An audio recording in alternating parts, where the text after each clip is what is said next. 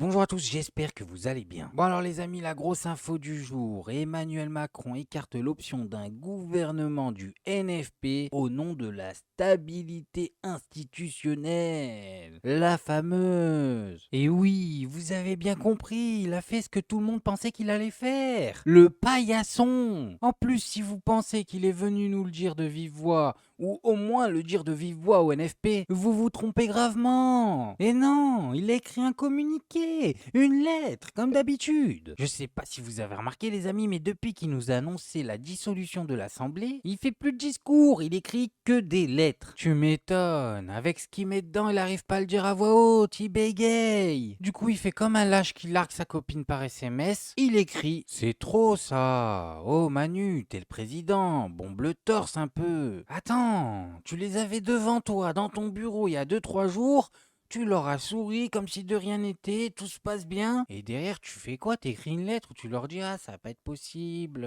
Écoutez, les gars, moi je veux bien, mais si je vous fais passer, tous les autres députés vont vous bloquer, vous comprenez? C'est pas de ma faute. Allez, on reste bons amis, une prochaine fois peut-être. Mais tire-toi de là, t'es un paillasson, ça se voit, ça se sent. Dis, on te regarde, on a envie de frotter nos pieds. Non, j'en peux plus, moi, les amis. On est 70 millions en France et vous allez me dire que lui, c'est la personne la plus qualifiée pour nous diriger. Arrêtez. Je lui confierai même pas un supermarché. On lui a confié le pays. C'est dingue. Attends, il est même pas capable de regarder Lucie Casté dans les yeux et de lui dire ça va pas être possible. Qu'est-ce qu'il est capable de négocier avec Poutine? Vous êtes en train de me dire que lui, il allait négocier avec Poutine. Mais arrêtez. Oh, je suis pas né hier. Il négocierait même pas un prix au marché. Il a aucune capacité pour négocier. Vous voyez pas, il écrit des lettres. Il écrit des lettres. Et soi-disant, il passait des coups de téléphone à Poutine. Arrête, il y avait personne au bout du fil. Tu faisais semblant. Bon, et le NFP dans toute cette histoire, qu'est-ce qu'ils ont répondu? Bah, vous le savez très bien, les amis. Le NFP avait prévenu et maintenant, ils vont passer à l'action. Bien évidemment, puisqu'il n'y a pour nous aucune autre option que la candidate qui a été proposée par le nouveau Front Populaire pour constituer un gouvernement. Et donc non seulement, bien évidemment, nous n'irons pas participer à de nouvelles tentatives de consultation, parce qu'il n'y a pas besoin de consultation, parce que les Françaises et les Français ont déjà dit leur mot, ils l'ont dit lors des élections législatives, et leur mot a été simple, c'est qu'il y a une coalition politique qui est arrivée en tête, c'est le nouveau Front Populaire. Donc non seulement nous n'irons pas, bien évidemment, mais par ailleurs, je vous le dis, nous avions prévenu, nous avions lancé un avertissement.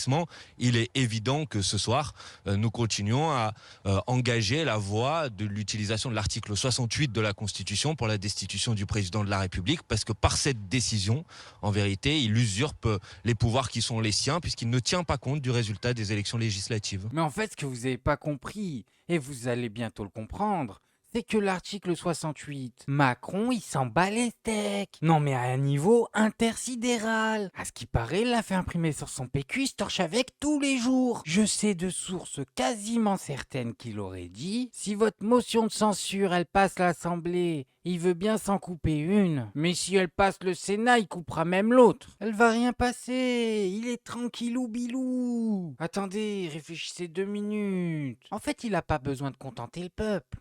Il a besoin de contenter une partie de l'Assemblée, voilà. S'il a une partie de l'Assemblée dans sa poche, c'est fini. On peut plus le destituer. Et dans le pire des cas, s'il a pas trop envie d'investir, il a juste besoin de contenter une partie du Sénat, la majorité. Ah bah c'est bien fait la démocratie, hein. En triangle, un beau petit triangle. Bon, le NFP va quand même essayer. Et on verra bien. On verra bien. Si le président de la République n'est pas capable d'entendre nos attentes et qu'il y ait une rupture totale de l'exercice du pouvoir par la Macronie, alors il faudra passer par la rue. Alors j'en appelle ce soir à une grande mobilisation des forces démocratiques de ce pays, des forces associatives, des forces syndicales, pour rappeler le président de la République à la raison, pour faire entendre et continuer à faire entendre ce que nous avons exprimé massivement dans les urnes le 30 juin et le 7 juillet dernier. Et j'ai envie de dire que ce soir, tout commence pour aller sauver les principes démocratiques fondamentaux qui viennent d'être attaqués d'une manière sans précédent par le président de la Et République. vous allez bien déposer d'ailleurs une motion de destitution contre Emmanuel Macron, vous nous le confirmez?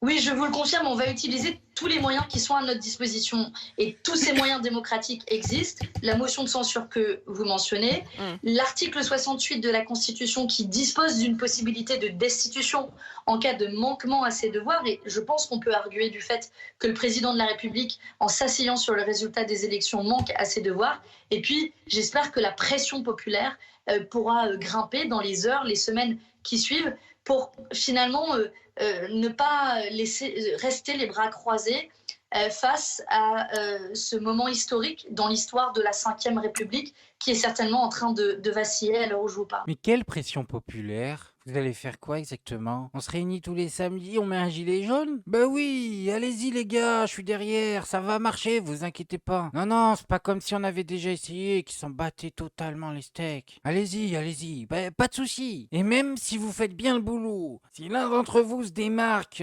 qu'il arrive à perdre un œil ou une main, ou crier un peu plus fort que les autres, il y a même moyen que vous finissiez sur TPMP. Je vous le dis, avec un peu de chance. Bon, on va se regarder une dernière réaction à cette fabuleuse nouvelle de notre président. Et vous allez voir que là, en fait, c'est surréaliste. Qu'est-ce que vous pouvez faire? On sait que la Constitution de la Ve République, qu'est-ce qu'elle est? C'est le président de la République qui nomme un Premier ministre. Il nommera qui il veut. Qu'est-ce que vous pouvez faire? Qu'est-ce que vous allez faire plus précisément? Mais ça va être très simple. Alors, à moins, parce que j'ai quand même entendu qu'il y a eu quelque chose quand même d'étonnant, je ne sais pas si vous l'avez noté, c'est que on a M. Attal qui est venu à la rescousse de Mme Le Pen et de M. Wauquiez pour dire qu'il y aura censure contre un gouvernement qui fait une politique de gauche. Moi, j'aimerais savoir ce qui va être, quelle va être la même réaction de ces oppositions vis-à-vis d'un gouvernement qui va continuer la même politique que M. Macron. Nous, c'est clair, on va déposer une motion de censure par rapport à ce gouvernement parce qu'il est inadmissible qu'on poursuive une politique qui a été battue par les Français. Et si y a cette motion de censure sera mise sur la table, et nous, vous le savez, du côté insoumis, nous estimons que celui qui doit être mis en question aujourd'hui, de la manière la plus forte, c'est le président de la République qui a mis le pays dans une impasse, et c'est la raison pour laquelle on propose une destitution par l'article 68, au moins de manière d'exemplarité, parce qu'il faut sortir de cette situation qui est une crise de régime et qu'une crise de régime exacerbée par quelqu'un. Ça veut dire, pardon, Éric Coquerel, que l'on comprenne bien, pardon de vous interrompre, mais qu'on comprenne bien votre logique, vous déposerez une motion de censure contre tout gouvernement à l'avenir, puisque vous considérez qu'il y a un déni de votre droit, c'est ça? Mais nous, c'est simple, c'est pas contre tout gouvernement, c'est que le gouvernement qui va être proposé, on voit bien ce que veut M. Macron, il espère le soutien de la droite, voire de l'extrême droite, on verra bien ce qui se passe, mais il veut poursuivre la même politique, alors là, de manière très claire. Mais pardon, Éric Coquerel, vous comprendrez bien. Éric Coquerel, pardon, laissez-moi vous poser une question. Vous connaissez la nature humaine comme moi. Il y a des ministres, il y a des anciens ministres, il y a des socialistes qui vont se laisser tenter, vous savez très bien. Voulez-vous être ministre? Vous savez très bien que ça va tenter. Certains ont été sur ce plateau, je ne vais pas citer des noms, mais enfin, ils ont été sur ce plateau il y a quelques semaines, on sentait bien qu'ils n'étaient pas loin.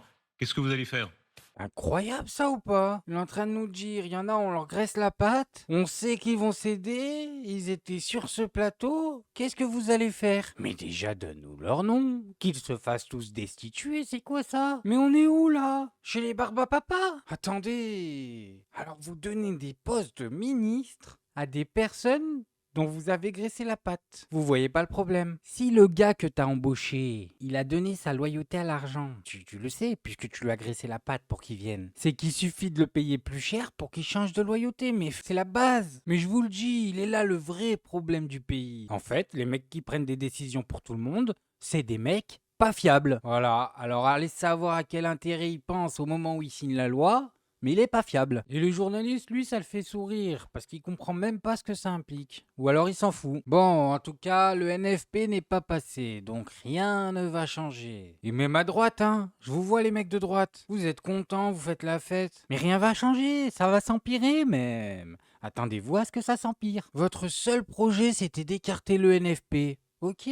Allez, vous avez réussi. Et maintenant quoi? C'est quoi la suite? Vous croyez que vous allez être plus heureux? Mais les pauvres, ils ont pas compris. Mais attendez, le NFP, il allait vous régaler, hein. Il allait pas vous demander votre bord politique avant de vous rendre votre retraite. Mais les amis, réveillez-vous. Je le sais. Et il y en a qui votent à droite, ils ont des tout petits revenus. Je les ai vus, hein, dans la réalité. Ces revenus-là, Ils allaient les augmenter. Ben oui. Moi perso, je m'en fous. Je gagne ce que je génère. Voilà, telle est ma devise. Ne vous inquiétez pas pour moi. Pour vous dire la vérité, ça n'aurait rien changé pour moi. Mais vous, sérieusement, arrêtez de vous comporter en idiot utile. On vous donne une cible, on vous fait peur avec un épouvantail et vous renoncez à vos droits les plus élémentaires, voilà, pour combattre du vent. Bon, bref, moi je voulais juste vous montrer ça. Maintenant, faites-vous votre avis tout seul. Faites attention à vous, faites attention à ce que vous regardez. Like, abonnez-vous et n'oubliez pas le petit com qui fait plaisir. Tu es tout gris et tout petit